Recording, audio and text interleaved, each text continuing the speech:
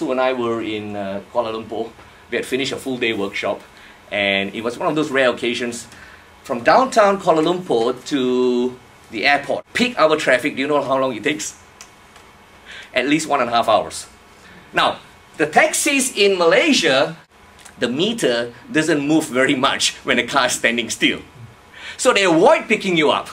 Okay, so the taxis will come along and they'll ask you, where are you going? And if you tell them you're going to a place where they imagine there's a big traffic jam, they'll say, I'm sorry, find someone else. So after the 5th taxi that did that to us, someone else, this guy stopped and he says, where are you going? I said, KLIA. He says, not a problem, I'll take you on one condition. I said, what's that? No meter. I turned the meter off, we agreed a price, and we'll go. I said, sure, that's fair enough. I need to get to the airport, so how much will it be? And he says something like 100 ringgit. And I say, well, that's too much, you know. How about 80? And we agree on 90 or something like that. I said, okay, fine. And I get on the cab, and we were driving along, and this guy, you know, most taxi drivers, unless you speak to them, they won't talk to you. This guy, you couldn't shut him up. He was like, sir, where do you come from? I said, well, you know, I grew up in Malaysia, but I live in Australia now. He says, do you come here often? I say, yeah, I travel here 4, 5, 6 times a year. And he says, I can tell you don't live here anymore. And I say, okay, interesting. That's cool. And he says, sir, I want to let you know that it's going to be quite a long drive, 1.5 hours. But sit back and relax. Everything's going to be fine. Would you like me to tell you a joke? Now, I haven't had a taxi driver offer to tell me a joke before, let me tell you this, right? In so many years of riding a cab, and I say, wow, sure, why not? And he tells me a joke and I laugh. I can't remember whether it was really funny or not, but I laughed anyway. And 5 jokes later, I'm cracking up, right? And the guy says, sir, are you enjoying my jokes? I say, sure, you're very entertaining. I say, you know what? You're really different from all the other taxis I've been into. You're different. I really like your initiative. And he says, sir, don't you worry, I got 100 jokes more for you. Okay? Now, at this time, do you think I'm impressed with this guy? What do you think? Yeah. I'm pretty impressed, right? So I say to him, what's my magic question? What's the question I said, young man, I said, you know what? I've been on so many taxis, I just absolutely love your energy. I said, I'm just curious. How many days a week do you drive? He says, oh, I drive 5, 6, sometimes 7 days, but you know, I try to take 1 day off. And I said, where do you, don't mind me asking, where do you see yourself in 5 years?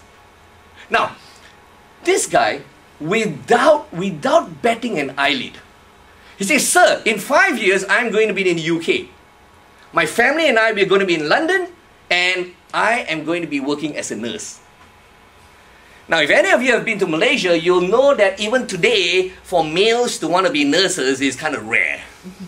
Okay, let alone someone who wants to be a nurse in the UK. Now, at this stage, I'm thoroughly impressed. But I want to test him because I know that taxi drivers don't have a lot of time to study. So I say, young man, you are very impressive. And let me ask you this. Where do you find time to study? And he says, sir, I should have told you this. I am a nurse. I said, wow, you are a nurse. What kind of nurse? He said, I look after old folks.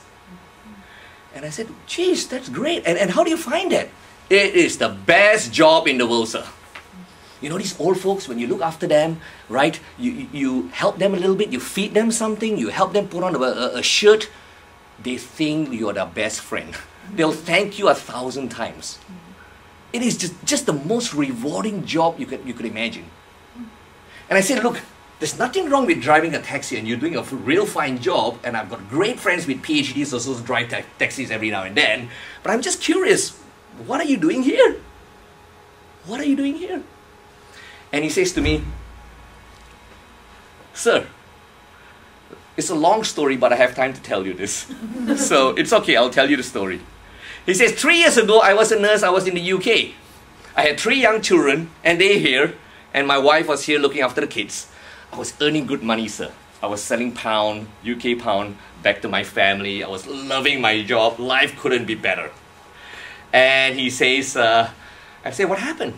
He says, one day I had a call from my son. My son is in year 6. Year 6 in Malaysia, by the way, is a very important time. It's an important examination because it really determines where the kids end up in high school. Okay? He calls me up and he says, Papa, when are you going to come home? And I was pretty shocked at that, and I says, well, why do you ask? I have a great job here, and I'm not planning to come home anytime soon. But why do you ask? And he says, Papa, we haven't seen you for nearly 2 years. Okay? And he says, put your mother on. And he puts mother on, and mother comes on board, and mother says, don't you worry about your son, everything's fine, you're doing great over there. And he says, why is my son asking for me? And he says he's probably, I think he's getting bullied by some of the kids in school. They're always laughing that his father is not around. Okay. And his teacher is complaining that he's not concentrating in class. But you know, don't you worry, you're doing a great job over there. Let me look after that. Let me look after the family here. You keep doing what you're doing. And he says, put my son back on. He says, son, you are having some major exams in a few months' time. Here's what I want you to do. You get 5 A's. This is the, you know, this is the pinnacle over there. You get 5 A's and Papa is coming home. Right?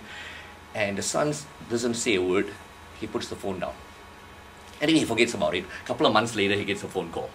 Guess what? Papa, have you bought your air ticket yet? He says, why? I scored 5 A's. He says, what? This guy, the kid is a B grade average, right? He scored 5 A's. And he says, put your mother back on. Is it true that he scored 5 A's? He says, yes, it's absolutely true. And you shouldn't have made him all these promises because you break his heart right now. But don't you worry, I'll manage it. And you keep working there and you know, do all that sort of stuff. And he says, put my son back on, and he speaks to his son and he says, hey, son, I hope you understand, you know, I can't just pack up and go. This is a great job. We're feeding the family. We're doing all that sort of stuff. And his son says, all the son says is this, Papa, you promised. And he puts the phone down. How do you think the father feels? Like a worm. Like a worm. Absolutely, like a worm. And he pulls aside his boss. He says, his boss is this 55-year-old English gentleman, very nice man. And he says, sir, can I have some advice from you? And he says, sure, why not? Goes into this room. What would I do? What should I do in this situation? And the man says, look, everyone has different answers, and there's no right or wrong. All I can do is ask you a question. And whatever the answer is probably the right thing for you. He says, sure, what is it? He says, imagine if a doctor said you had 6 months to live. Okay. What would you do? Would you go back to your family, or will you stay here and look after these old folks? Whatever the response is, that's probably the right thing for you to do. Okay? Wise? Yeah? So you see, sir, I'm back here and it's only temporary. Okay? When I came back, I had a choice. I had to get a job, or I had to, you know, when I came back, I want to spend more time with my kids. Right? Driving a taxi gives me freedom. It gives me freedom. I can go out there, I can do great things, I send my kids to school, and you know what? If you're smart, the money's pretty good. He stretched out his hand, got out went to the glove box, he pulled out a business card. The taxi driver has a business card. He says, sir, anytime you come here the next time, whether it's Penang, Malacca, Singapore, Johor, anywhere, just call me 24 hours before. We'll agree on a price. I'll be there waiting for you. He said, if you're smart in this business, you got initiative, right?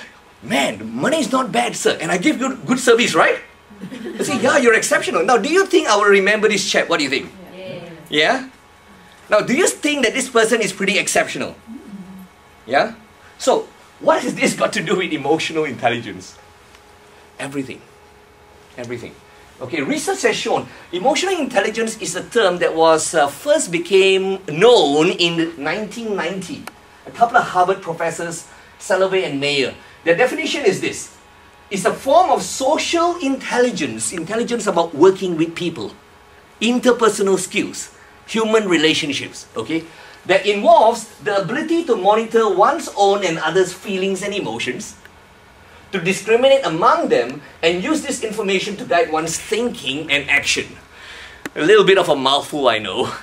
Okay, but this is how emotional intelligence started in 1990. Okay, but emotional intelligence, in fact, before this term started, humankind since about 1950 have been very interested in what is it that will predict how successful and happy a person is going to be in their lifetime.